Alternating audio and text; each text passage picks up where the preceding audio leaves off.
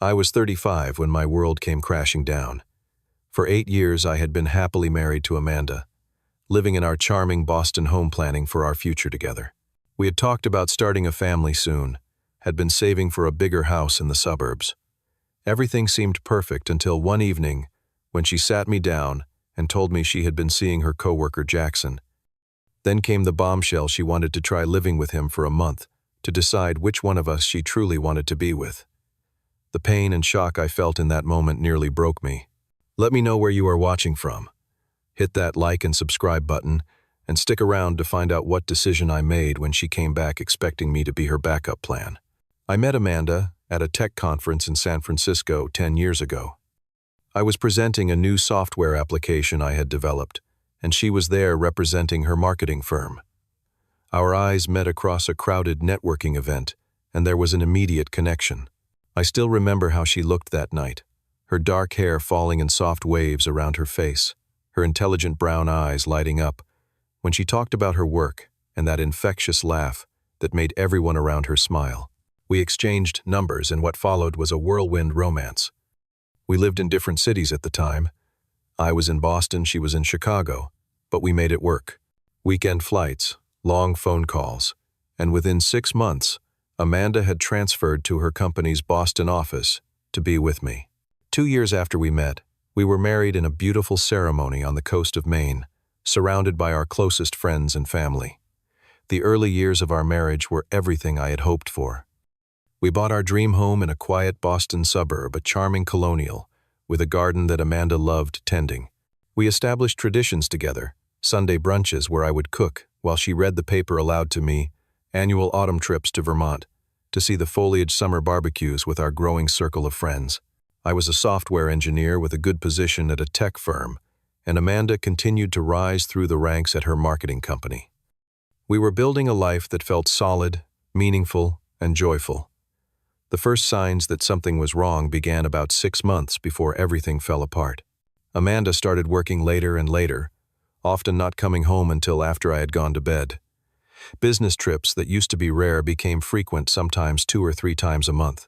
When we were together, she seemed distracted, constantly checking her phone, smiling at text messages that she would quickly hide if I walked near. The intimacy between us began to fade. What had once been a passionate physical relationship dwindled to occasional, almost obligatory encounters. Our conversations became superficial, discussions about household logistics, rather than the deep, meaningful talks we used to have about our dreams, fears, and ideas. I tried everything I could think of to reconnect with her. I planned surprise date nights, bought thoughtful gifts, suggested marriage counseling. Each attempt was met with either a lukewarm response or outright rejection. When I would directly ask her if something was wrong, if there was something I could do to make her happier, she would become defensive. "Nothing is wrong, Nathaniel," she would say, irritation evident in her voice. "I am just very busy at work. Not everything is about you." I believed her. I trusted her completely. That was why, when the truth came out, it felt like being hit by a truck. It was a Thursday evening in April, when Amanda finally came home at a reasonable hour. I had just finished making dinner, her favorite pasta dish, hoping we could have a quiet evening together. She walked into the kitchen, saw the meal on the table, and instead of sitting down, she asked if we could talk. "I need to tell you something," she said, her voice unnervingly steady. "I have feelings for someone else." The fork I was holding clattered onto my plate. "What his name is Jackson.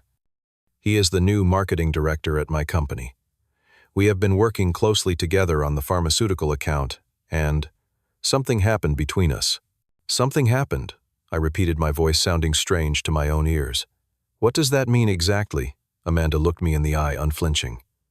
"We have been seeing each other outside of work for the past 3 months.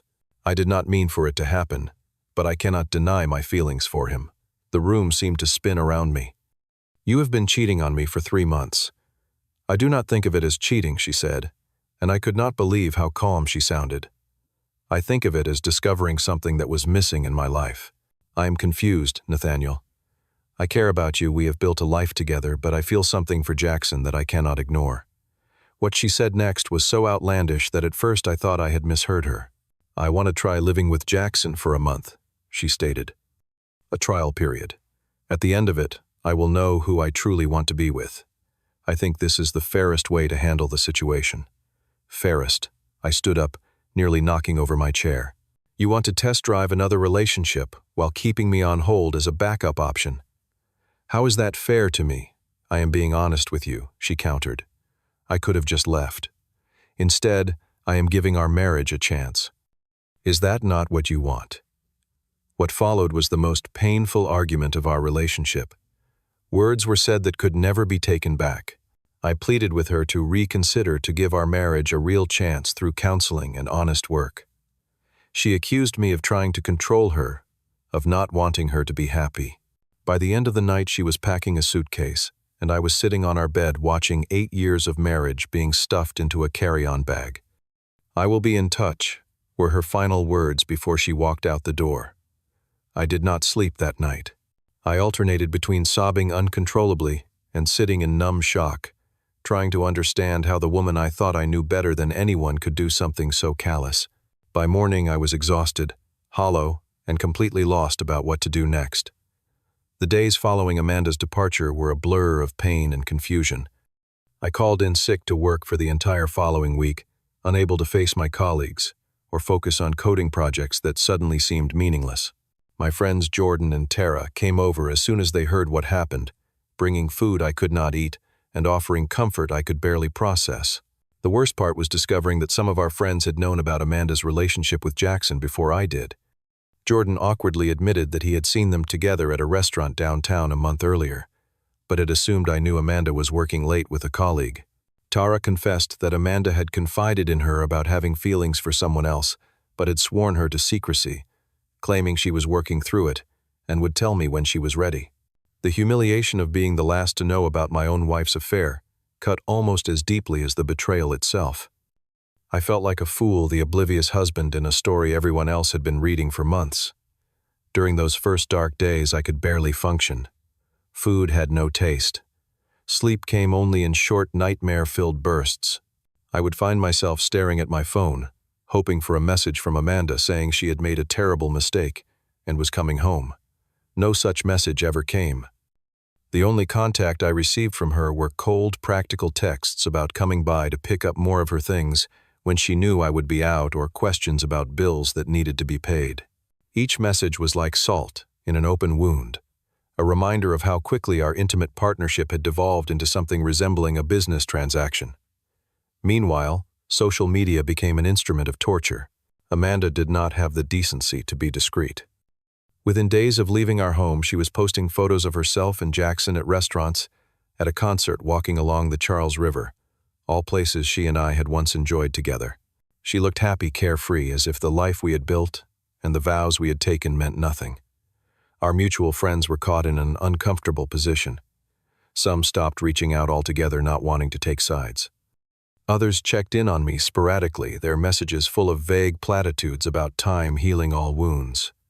It was Amanda's sister Lisa who surprised me the most. She called me about 2 weeks into Amanda's trial period. "What she is doing is wrong." Nathaniel, Lisa said, her voice thick with emotion. "I want you to know that our family does not support this. Mom and Dad are horrified." Lisa revealed something that made the betrayal even deeper. Amanda has been unhappy for longer than she let on. She started talking about wanting more excitement in her life at least a year ago. I told her to talk to you to work on the marriage if she was feeling restless. I never imagined she would do something like this. A year. Amanda had been pulling away from me for a year, and instead of coming to me with her concerns, she had found someone else. The thought that I had been trying so hard to make her happy while she was already mentally checking out of our marriage was devastating. But the true depth of Amanda's betrayal was still to be uncovered. 3 weeks into her trial month, I was searching for some tax documents in our home office when I found something that stopped me cold. Hidden in the back of her desk drawer was an appointment card for a meeting with a divorce attorney dated 2 months earlier, long before she had told me about Jackson.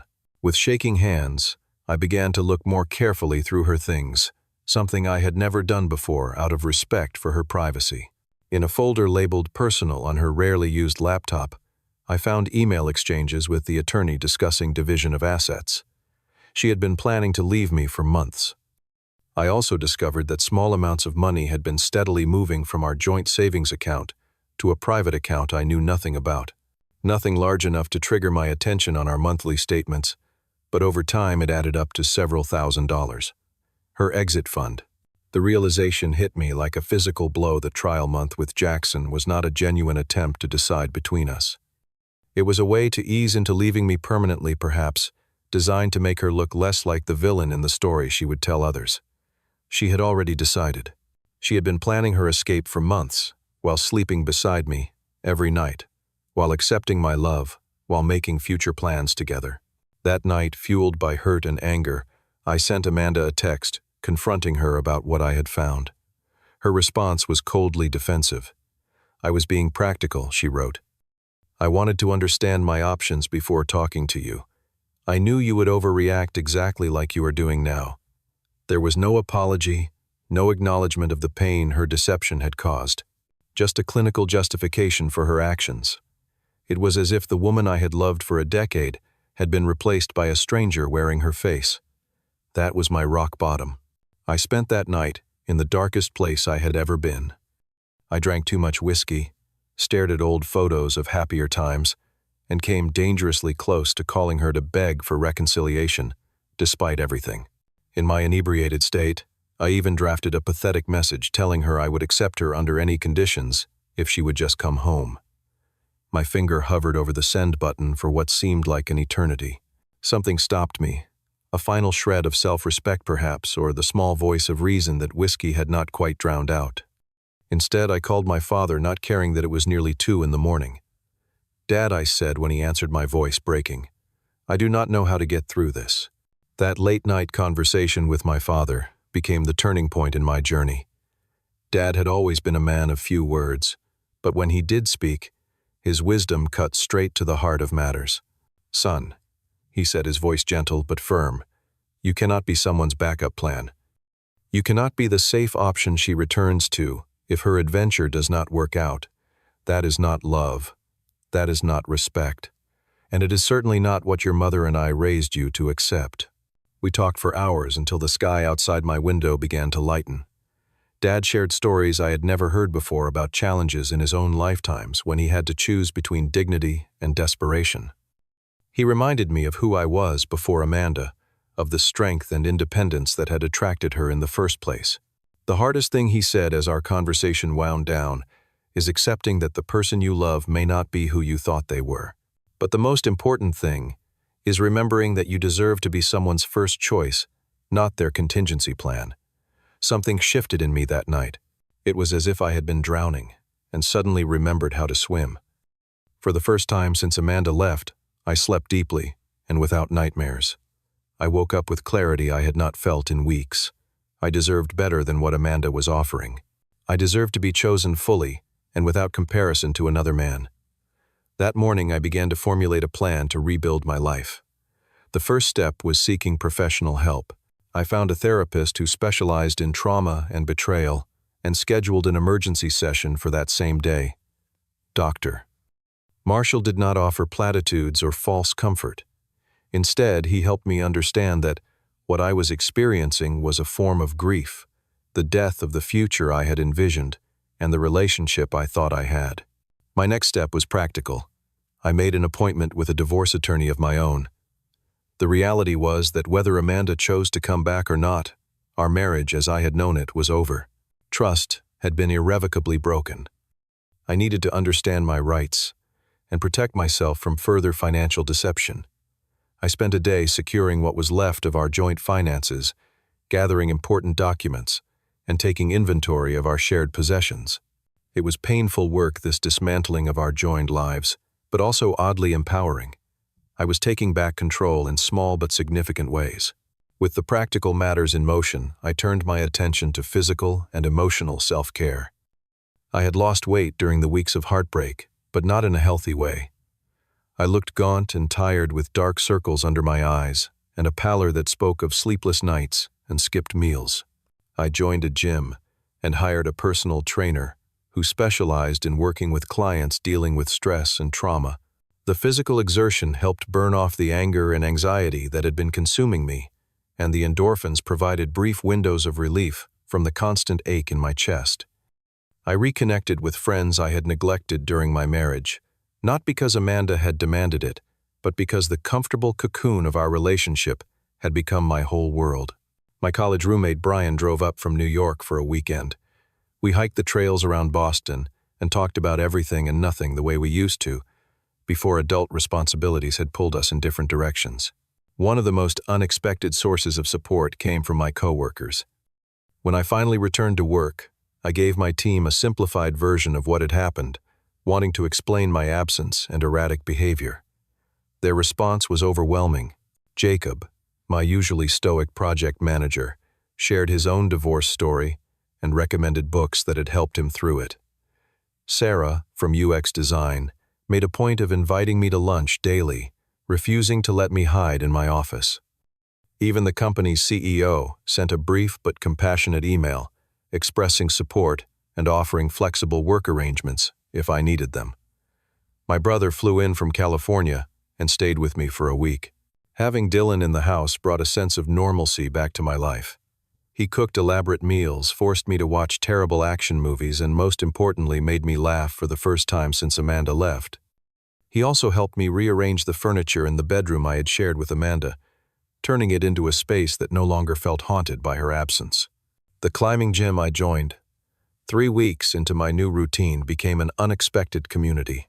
There was something therapeutic about the focus required to scale those artificial walls, the way it forced me to be entirely present in my body, rather than lost in painful thoughts. The regular climbers, a diverse group ranging from college students to retirees, welcomed me without prying into my personal life. It was refreshing to be known simply as Nathaniel, who comes on Tuesdays and Thursdays, rather than Nathaniel whose wife left him. Perhaps the most touching support came from Mrs. Patterson, my 70-year-old neighbor. She had lost her husband to cancer the year before, and somehow sensed the similar quality of grief in me. She began bringing over homemade meals and sitting with me on the porch in the evenings, sharing stories about her 50 years with her George.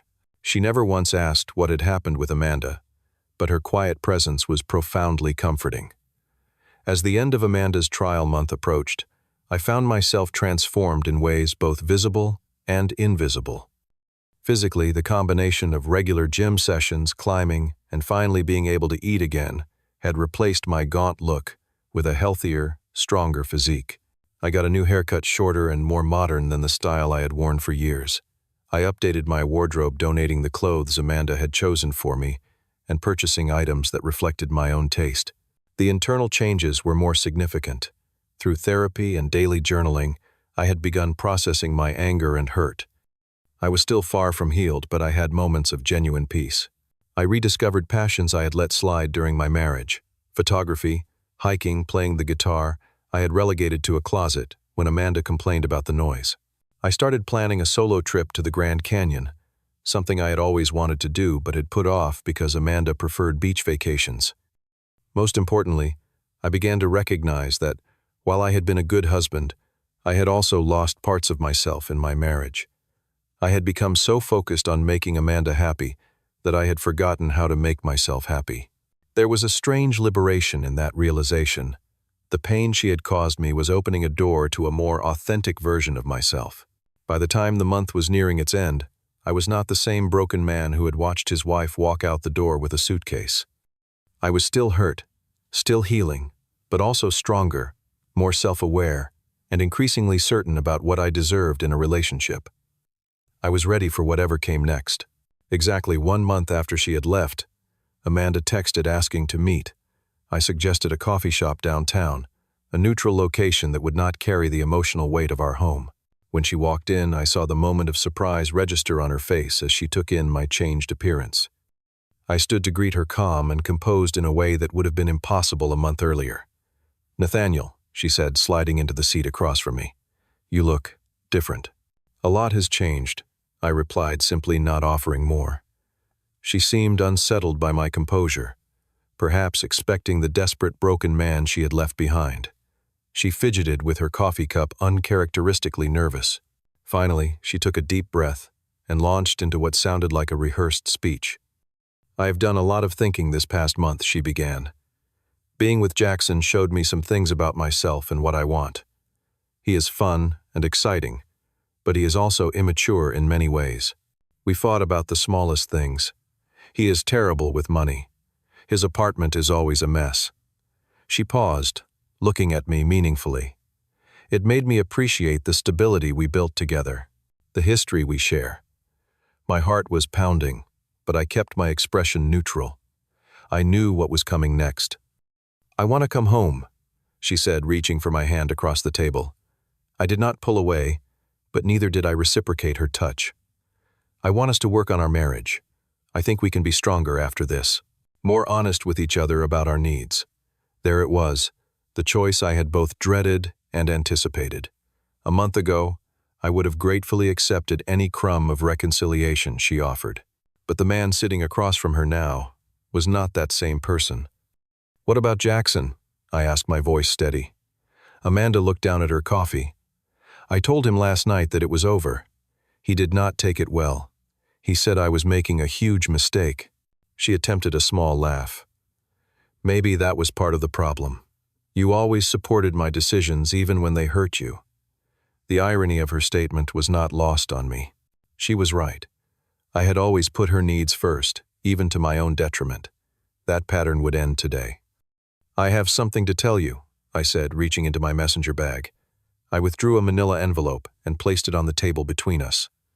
"I have been doing some thinking this month too." Amanda looked at the envelope, confusion crossing her features. "What is this, divorce papers?" I said quietly. "I have already signed them." The color drained from her face. "But I just told you I choose you. I want to come home." I took a deep breath, knowing that what I said next would determine the course of my future. "Amanda, I am not a consolation prize. I am not a backup plan. I am not the safe option you return to when your excitement with Jackson faded. I deserve to be with someone who would never need to compare me to another man to know they want me." "That is not fair," she protested. I needed to be sure. I needed to explore these feelings to know what I really wanted. "And now I need to do what is right for me," I replied. "You broke our vows. You lied to me for months. You were making plans to leave me before you ever told me you were unhappy. Even this trial month was not honest.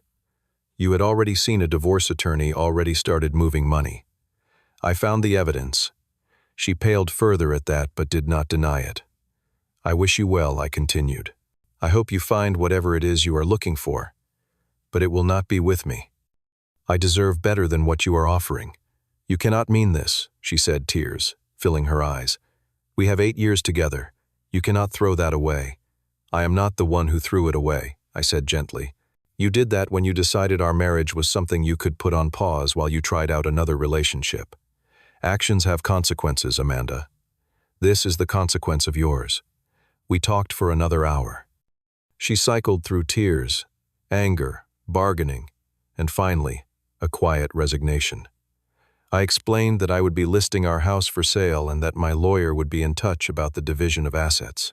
I suggested we communicate through our attorneys from that point forward to maintain clear boundaries. She left the coffee shop with the divorce papers, a stunned expression on her face, as if she could not quite believe that the man she had expected to be waiting desperately for her return had instead chosen his own self-respect. In the days that followed, I expected to feel regret or second-guess my decision. Instead, I felt a profound sense of peace. I had stood up for myself in a way I never had before. I had refused to accept treatment that diminished my worth. It hurt, yes. I was still grieving the end of what I had thought was a lifelong commitment. But it was a clean pain, not the festering wound of trying to rebuild a relationship on a foundation of betrayal and disrespect. The divorce proceeded with surprising civility. Perhaps shocked by my unexpected backbone, Amanda did not contest anything. We sold our house, divided our assets according to the agreement our lawyers drafted, and within 3 months, I was legally single again. I found a bright modern apartment in a different neighborhood, filled it with furniture that reflected my tastes alone, and began the process of building a new life.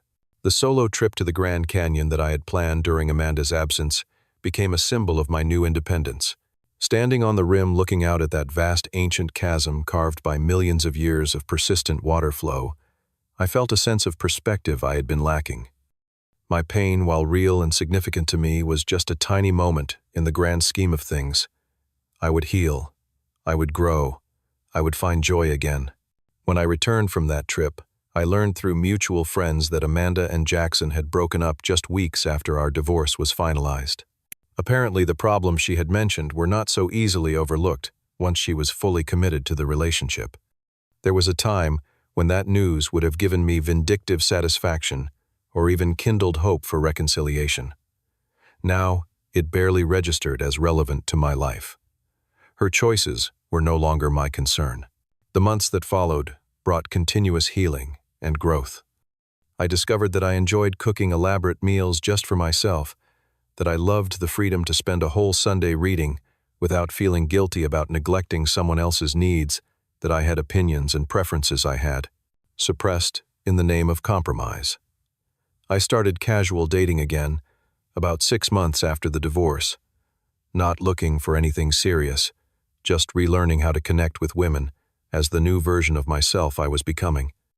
The most valuable lesson from the whole painful experience was about self-worth.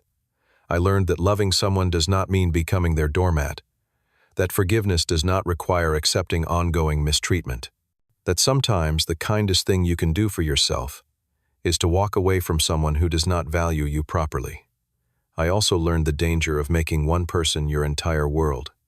During my marriage, I had let friendships fade, neglected family relationships, abandoned hobbies that brought me joy. In rebuilding my life, I created a diverse support system and a rich tapestry of interests that meant no single relationship would ever again have the power to devastate me completely. 1 year after Amanda left for her trial month with Jackson, my life looked entirely different than it had before.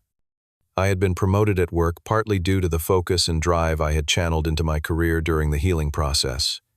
I had a strong community of friends, both old and new. I had traveled solo to 3 countries, learning that I actually preferred the freedom of exploring at my own pace to the compromises of traveling with a partner. I also met Laura, a talented photographer I connected with at a gallery opening. Unlike my headlong rush into intensity with Amanda, Laura and I took things slowly. We both valued our independence, having each learned difficult lessons in previous relationships. She never made me feel like I needed to be more or different to keep her interest. With her, I could be fully myself, strengths, flaws, and all, and feel completely accepted. When people ask me now if I regret how things ended with Amanda, my answer surprises them. I do not regret her leaving. I do not even regret the pain that followed. What would have been truly regrettable would have been accepting her return, agreeing to be her second choice, her safe option. That would have set a pattern for our relationship that would have slowly eroded what remained of my self-esteem and dignity. Sometimes the most powerful choice you can make is refusing to accept less than you deserve. Sometimes the best thing someone can do for you is leave, even when they do it in a way that breaks your heart. Their leaving creates space for you to find yourself again, to rebuild something stronger and more authentic than what was lost. I often think about how unexpected life's journeys can be. I never would have chosen the path of betrayal and divorce, but without it, I might never have discovered my own strength. I might never have broken free from patterns of people-pleasing and self-neglect. I might never have built this new life that fits me so much better than the one I thought I wanted. Have you ever had to choose between what was comfortable and what was right for your self-respect? Did a painful experience ever lead you to unexpected growth? I would love to hear your stories in the comments. If this resonated with you, please like this video, subscribe to my channel, and share it with someone who might need to hear that choosing themselves is not selfish, but necessary. Thank you for listening to my journey. And remember, sometimes what feels like an ending is really just making space for a better beginning.